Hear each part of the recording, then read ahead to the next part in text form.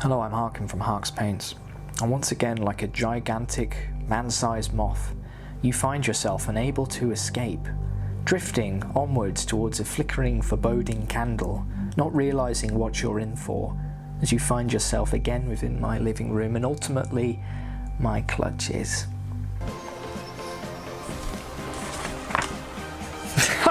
Sorry, wrong script. Welcome to Crash Course. Today we're going to be talking about terrain.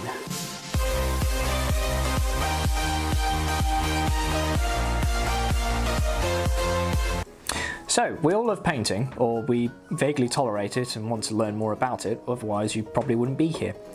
But what do we do when it comes to larger models? We're looking at terrain pieces today, and I've got quite a few in my collection, and I've been saving these for a special occasion. I've got 2 cargo containers here that I want to use today to demonstrate to you all out there how we can very quickly get great effects on larger models. We're going to look at two-toning with this black primed cargo container that I've got, and then we're going to look at using washes to get great grimy effects with this one that I have primed in yellow. It's very quick and ready to go, and all we're going to do is practice some layering techniques to see what we can get. And yeah, a lot of washes. So you're actually getting 2 for the price of 1 in this video. Pretty nifty. Let's get started. Okay, so we're going to start off with the darker of the 2 containers, and what we're going to use for this is, the moment that the camera focuses, is a little bit of Mechanicum Standard Grey.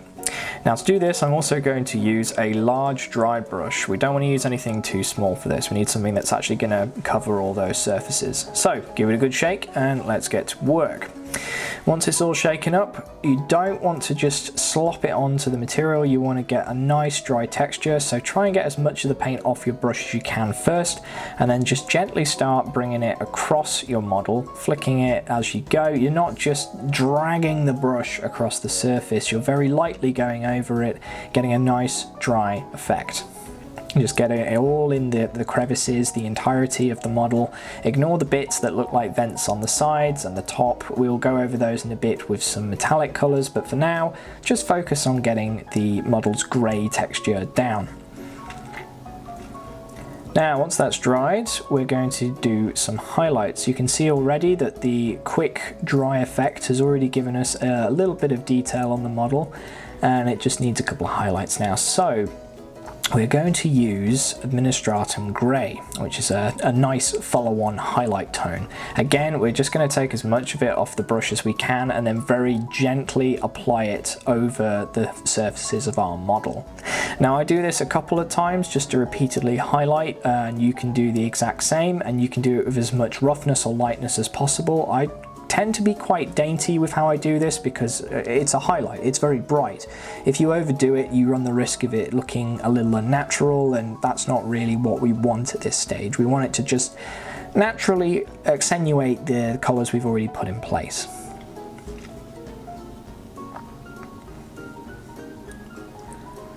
Now let's break out the lead belcher and go over the metallic portions of the model. I'm using a smaller brush for this because I'm quite literally just putting it on. I'm not worrying about dry brushing it or anything, but I'm going to go over the vents, I'm going to go over the control panels, the skulls, and I'm just going to give it a nice flat bit of lead belcher.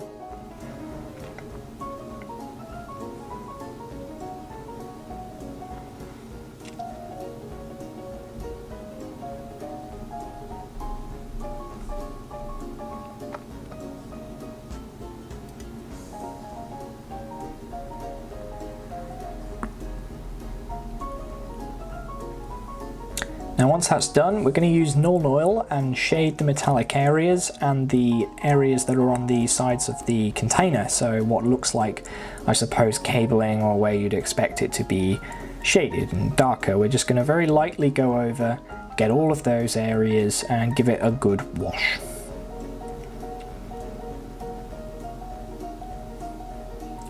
And that's largely all there is to it. It's very simple to two-tone, so let's move swiftly on to the yellow container.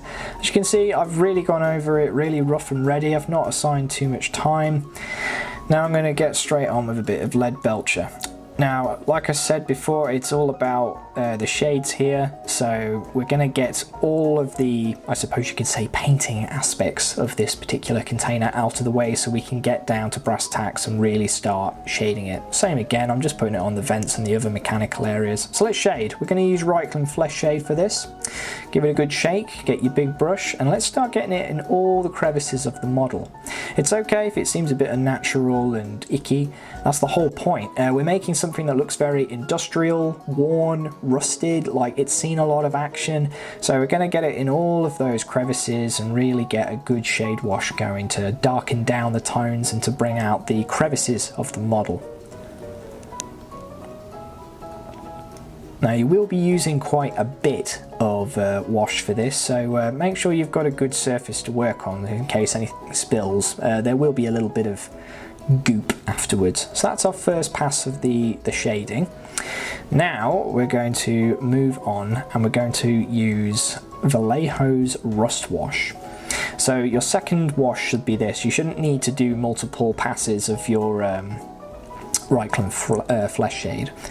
Now, as you can see here, I'm just using a little container, so I've got somewhere to keep my paint and just kind of order it out. I don't apply this to the entirety of the model. I do put it on a lot, but I just tend to go over certain areas that I feel will need it, like the vents, these little top entrances here, to really give them a nice off metallic colour, and then start applying it to the faces of the model, the big kind of yellow areas, to really stain it really and bring it out and make it look just goopy and old and used. Now we're going to take a Baden Black and we're going to create some scorch marks. Now if you see the brush I'm using here, when we focus, it's a bit of an older one where I've kind of messed up the bristles. So I'm going to put some Baden Black on it, and I'm going to take out quite a fair amount of the Baden Black on my paper towel there, and then what I'm going to do is just gently go and apply it straight onto the face of my container in little circular areas like this, and I'm just gently dabbing, and you can see already it's creating what looks like scorch marks from like a plasma weapon or a las cannon. It just kind of adds to the overall detail of what we're creating and gives it a little bit more character. Now I was inspired by Sinan Atamar, who actually runs a channel on YouTube and Instagram as well with this one. He does some absolutely fantastic miniatures and I recommend you check him out, and it would be very rude of me not to mention him because I really like his process for this kind of grungy model. Now we're going to use some more advanced tactics. So I recently bought a pigment set. You need some pigment binder for this, and what I'm using is Vallejo's Rust pigments. So what you do with your pigments is you take the binder and you go over the areas where you want to apply the pigment. You can do this in reverse and there's other ways of doing it. I will cover this in other tutorials, but for now this is just how I did it for this model. Well, I mean, you can see that I'm doing it on screen. So I'm putting the pigment in the areas where I really want the rust, so just above the vents, well sorry, below the vents and above the doorway. So I go over and I get the pigment in the areas where I'm going to make it look really rusty. So I'm just going to apply it with a regular brush, nothing fancy at this stage. Now once I've put the pigment down, we want to work quite quickly. The pigment doesn't dry too quick, well the binder doesn't, but we want to get our pigment ready to go. So get a kind of a, I suppose you could say, a nice stiff brush, apply some of the pigment powder to it like so, and then just happily go to town and apply it to the areas where you've put the binder. So we're going to take the powder and apply it straight to the surface of the model, and we're just going to put it in there and really get it into the crevices. We're literally mixing the binder with the pigment actively as we go.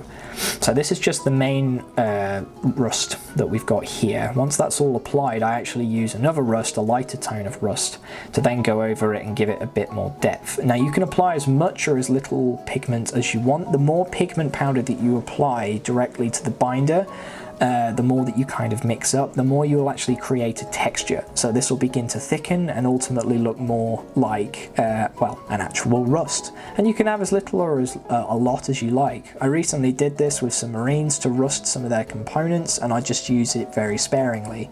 Here I'm using quite a bit to create a nice overall rust effect. Now if you're using pigment, make sure you work quickly. You want to get it in there and you want to have it ready to go as quickly as possible. It does take a while to dry, but you need to make sure you've got the right tone that you want ultimately, or you might mess up a bit. So just be thoughtful before you go in there. And here we have it applied to the entirety of the model. I've gone over, I've done both sides and I've done the other bits and made it look like it's very well worn. And there's side by side with our fairly clean, two-toned dry brushed product, just to give you an idea of different methods.